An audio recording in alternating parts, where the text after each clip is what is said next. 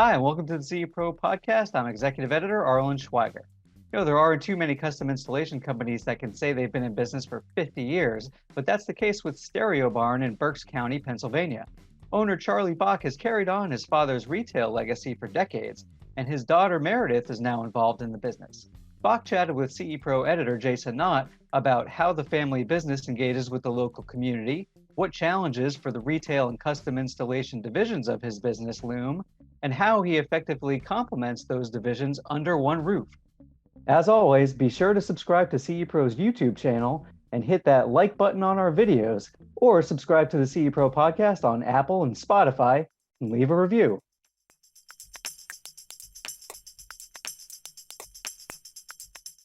Hi, Jason Knott with CE Pro, and I am excited to be joined today by Charlie Bach, owner of Stereo Barn in Berks County, Pennsylvania. Hi, Charlie. How you doing, Jason? Thanks for joining me today. Charlie is something special.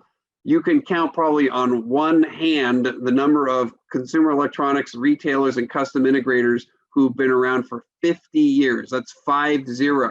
That's the anniversary that Stereo Barn is celebrating. So congratulations, that's quite an achievement.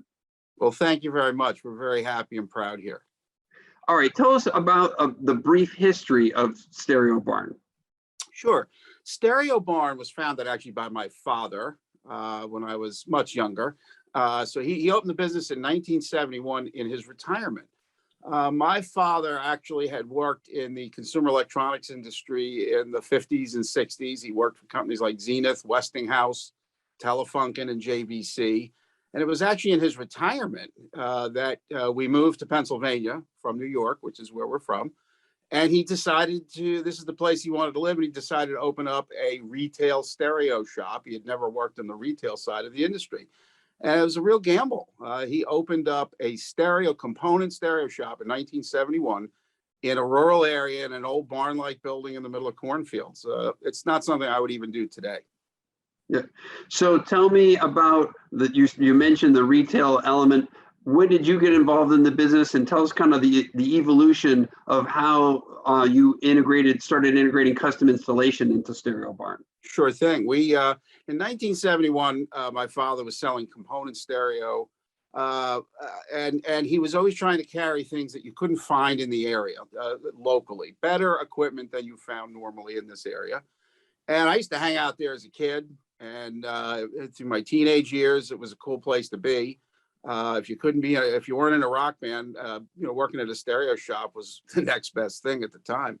So it was primarily a retail store throughout the 70s and even into the 80s.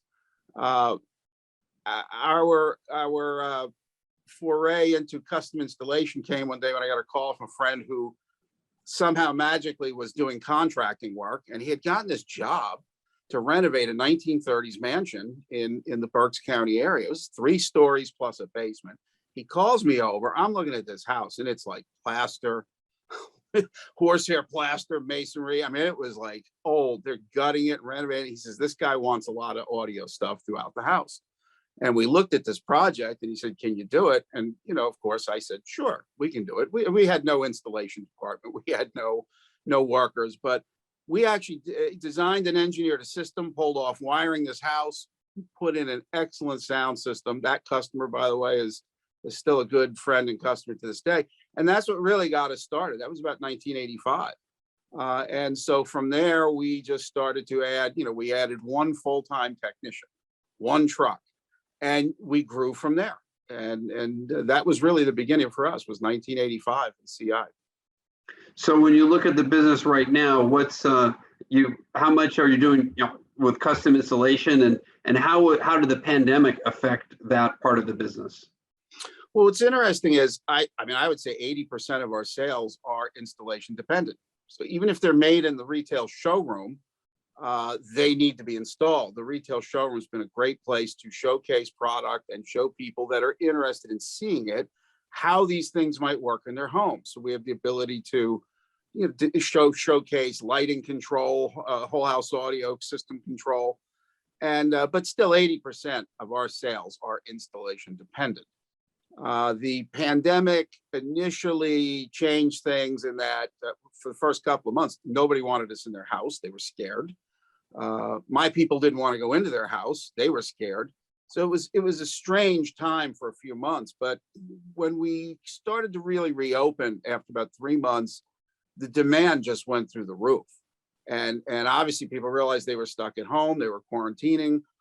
People were working from home all of a sudden. The kids are at home from school. The demand and the need for increased networks, robust, secure networks in their homes, home entertainment, surround system, it just went through the roof.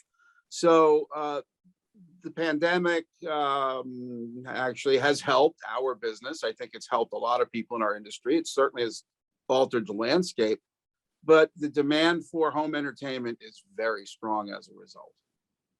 You mentioned the showroom. Give us a sense of what the showroom is like and how it's evolved over the years. Yeah, the showroom has, originally it was, the typical stereo store with shelves and racks of equipment and just tons of stuff. And, I got interested in unique showroom design in the late 80s, early 90s through seeing seminars like at Para and whatnot. And, started to evolve how we presented things early on. I was always very interested in that retail presentation, showing things to people in a unique lifestyle environment, how it's going to look in their home, more than just a wall of equipment. And in the current showroom we're in now, which we've been in about 14 years, we'd actually built an entire house in the back of the show. We had a retail showroom in the front. We had this house in the back that you walk through on a tour, and it had a kitchen, it had a really cool outdoor area that looked like the outdoor. We fixed it up to look like someone's outdoor area with the outdoor speakers. We had a living area, a full-blown theater like we would build in your basement, a sports bar, and some listening areas. We wanted to show people how this stuff looked and would work in their home, and that has been very successful for us. So today, our showroom consists of a 2-channel stereo room, a dedicated home theater, which I'm actually sitting in. The sports bar area has morphed into kind of a sales counter consultation area. And then there's still a formal living room and a kitchen area and the outdoor setting. We also it was a working kitchen, which we would allow groups we would host events here. We would let nonprofits come and hold a small cocktail mixer in our showroom. We would I had some financial wealth managers from the local Merrill Lynch office of customers. They would bring clients here. They would bring food in, have a cocktail party, and have a seminar for 10 or 15 of their top clients. And I used to think, wow, I would pay to get these people to come in. And, here other people were bringing them in. So this showroom has been a very valuable part of our sales efforts. Yeah, it sounds really cool. So you mentioned some of the hot areas, like you're able to do lighting control, the home office, people stuck at home, home entertainment. What do you say are kind of, even your outdoor area? What are some of the hot areas, or is it kind of basically across the board at this point? It's across the board. Definitely stereo, 2-channel stereo. We've seen a big increase in that. And specifically at the higher end, people are really investing in good stereo equipment again, which is a nice trend.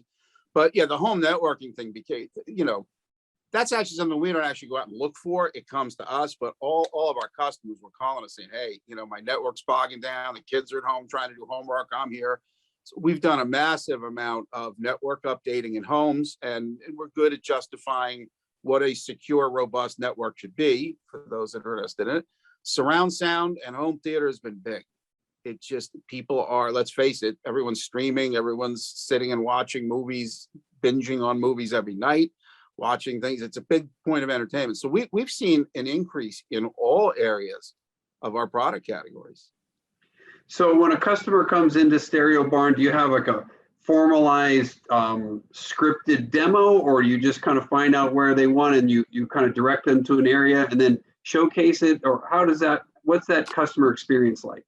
Yeah, a lot of people, particularly if they're interested in custom installation services, they've usually called in advance. We've kind of pre-qualified them on the phone. What are they looking for?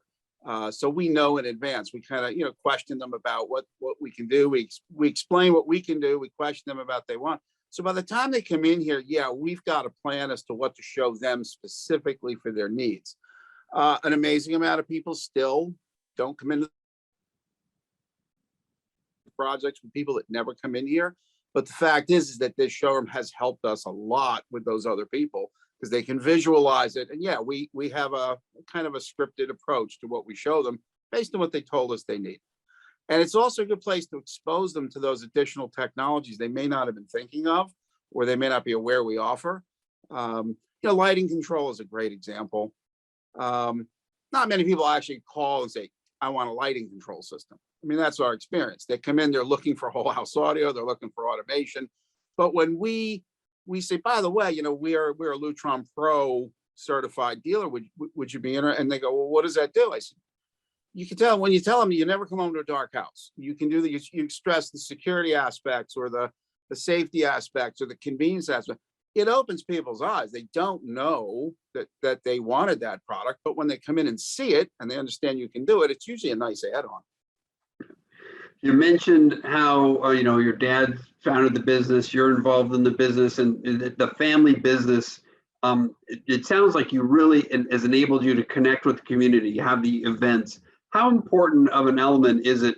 I know so many integrators struggle with that, how they connect with their local community, and you guys have been able to do it, not just from longevity, but for all the reasons you just mentioned. How valuable is that to have that family-owned business, and what does that mean to customers when they come in and you talk about that with them? Oh, it's extremely valuable.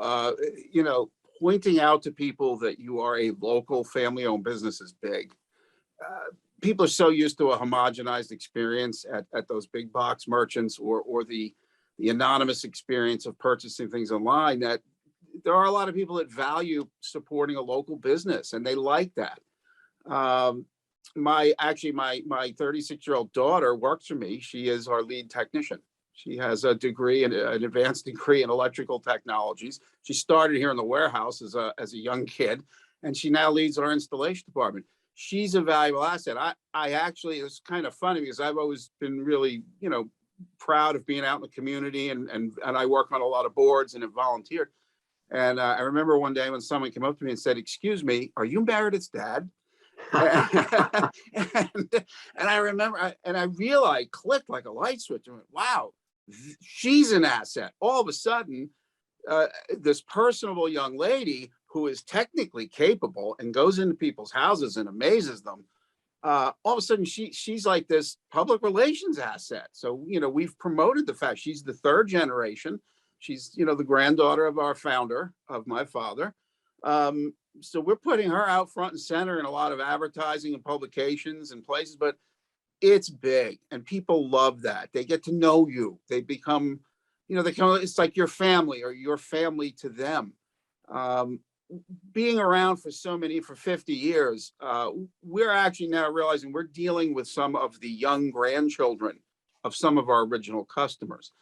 And people like that continuity. There's you go to a store where you don't see the same person twice. Let's face it. Most of the places we go, we never see that same salesperson again. And the fact that you can go to a place of business and see the same owner or have the same installer come to your house after 15 or 20 years, that's big. That's really big. That's very, very cool. All right, let's put on our crystal ball, or look at our crystal ball for a second and see where we think the industry is heading. Obviously, the retail side of the business has had challenges with the internet. We have custom installation. You just mentioned the challenges that faced you during when the pandemic was first hitting. Give me a sense of what is your outlook for the future of both the retail side of the business and the custom installation side of the business? Well, I mean, I see a bright future for our industry. Yes, it has its ups and downs, but there's always going to be demand for our products and services. And what's unique is that we've always got new things to offer. If you look at what we're doing today, I've always looked at what I do today and I say, wow, I'm in a different business than I was 5 years ago. And 5 years ago, I was in a different business from 5 years before that. So we've got incredible technology, innovation. People want our stuff. May not be the whole population, but there is a large percentage of people that value our equipment and our services and want it into their homes. So the need and demand for CI is going to continue to grow. Do it yourself, I think will grow, but it'll never take over what we do. It's a part of our business. I think it's a smaller part, but most people really, they don't want to become an expert at something. They want to know someone who is. They want to hire us. They want to come home at the end of a project, have us put a remote control in their hand and just show them how to use it. So I think the education, the installation, these things are going to grow. The retail side of business has certainly been challenged. There's a fraction of the independent retailers left today that there was even 20 years ago. But that I use that as an advantage. At one point, my accountant said to me, "Charlie, you want to be the last guy standing in your area," and he was right. Jason, today, where we are located in southeastern Pennsylvania, you have to go almost 300 miles to Pittsburgh till you hit the next open audio store, a place that has some open hours that a customer can walk into and see and hear product and have it demonstrated. It's 300 miles to the west. There's no one else in between. So it's vast areas. We are in a secondary market, to be polite, tertiary market, really. So we are drawing people now from a wider and wider area because people are coming 75, 100 miles to get to my showroom because we're one of the few places left that they can go to see product. So I think that there's always going to be a need for retail spaces in our industry. It's not as great as it was. And I wouldn't want to rely on the retail store strictly for my business. It is part of one of the components that we use, like CI, to stay relevant. Yeah, and as you said, I think that the DIY side of the business from a long-term standpoint is really a feeder from an awareness standpoint to custom installation. And somebody told me something interesting. I thought it was a great line that millennials aren't necessarily tech savvy, they're tech dependent. And that's the way to look at, they depend on all these things to work. They may not know how they work, but they depend on the work. So I think there's even a big generation coming through with your daughter that is going to be even a higher demand for custom installation. All right. So what do you think are some of you mentioned some of the challenges? Are there any other particular challenges? Obviously, the labor issue is a big issue that's big one. Faced everybody for such a long time. But what challenges are you facing right now? Yeah, that's the biggest challenge. Finding capable talent in the CI to work in the CI world is. It used to be difficult. And it stopped being difficult, and then it became exceedingly difficult, right? At some point, installation technicians, in all honesty, are some of the most talented tradespeople in the country, in the world. If you really think about all the skills that a good CI installer has to have, it's incredible. It is a challenge to find these people. They're really not coming out of school away. You can look at electricians, plumbers, other tradespeople. They're doing the same thing they did for decades, right? Electrical technology didn't change. Plumbing hasn't changed. What we do changes weekly, monthly. There's new technologies all the time. We need people that are skilled at what they do now and are able to learn the new technologies. You have to have people skills. We have some of the most talented individuals, I think, in the country. And when I say we, I mean the CI industry. These installation techs are great. They're hard to find. They're hard to find. They're hard to keep. You got to keep them interested. They have to be treated well.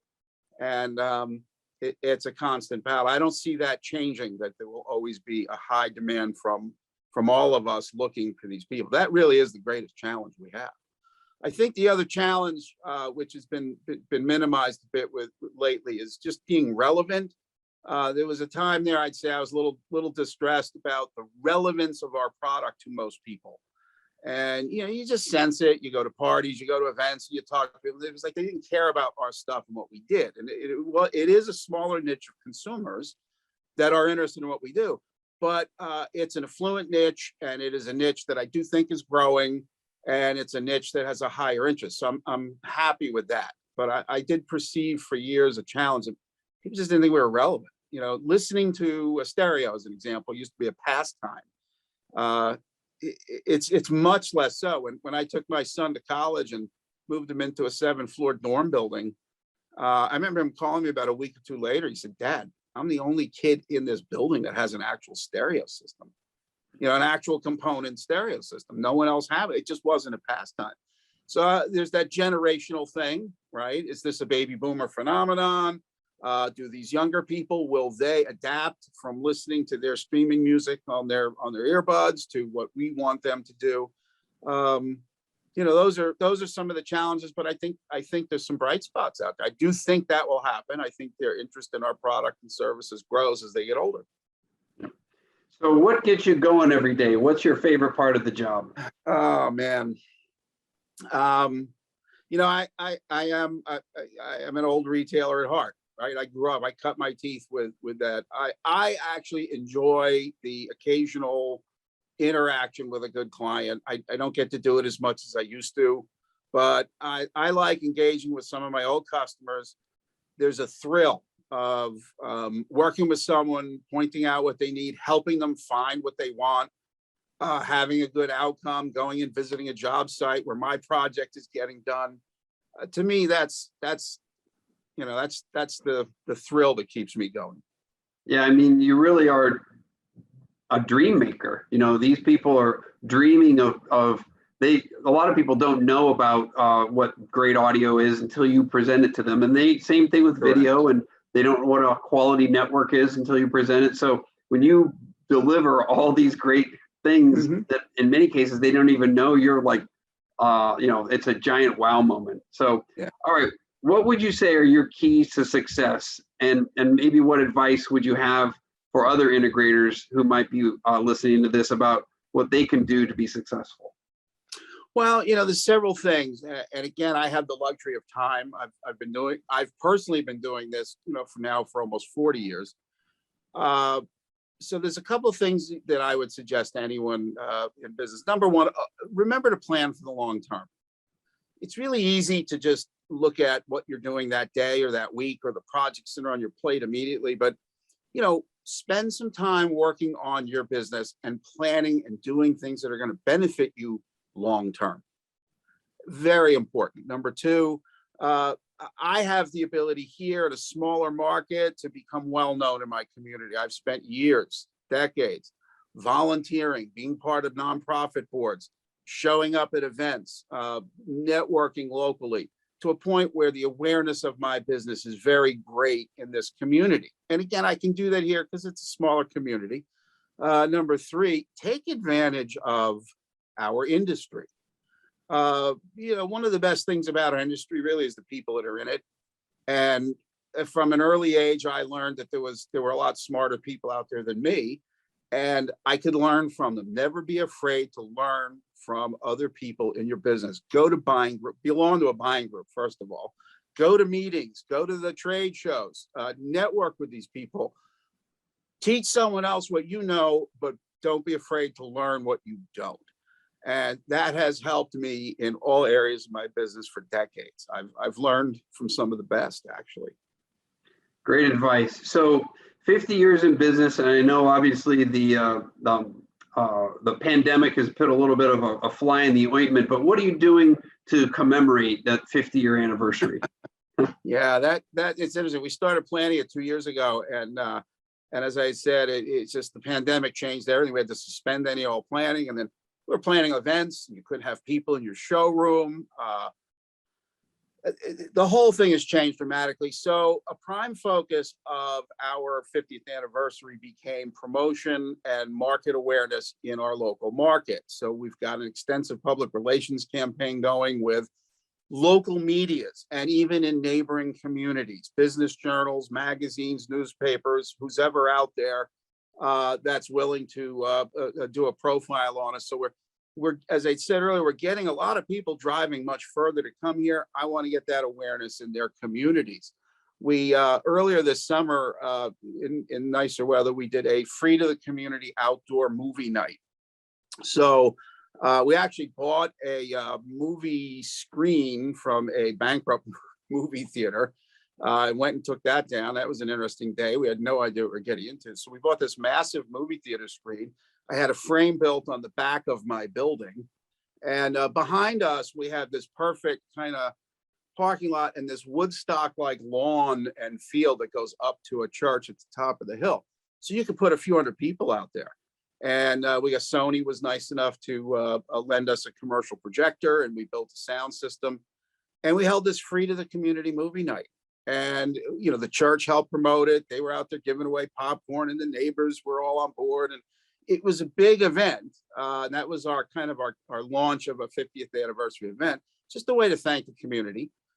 We have a series of promotions planned, more of a event night. We will be doing an introduction of the new Bowers and Wilkins 800 Diamond 4 series.